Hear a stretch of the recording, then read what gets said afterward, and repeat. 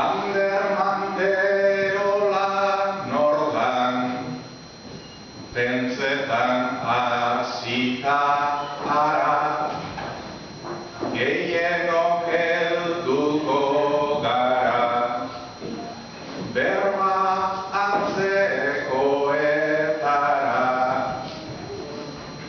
Batetik agotz pausatu, sendoko abadea da, bestetik euskal zalea, inon molangorik bada, jakintzaren errotari, eragiletzan usaba, berba gitxiko plazatar, Ander hori bebazara.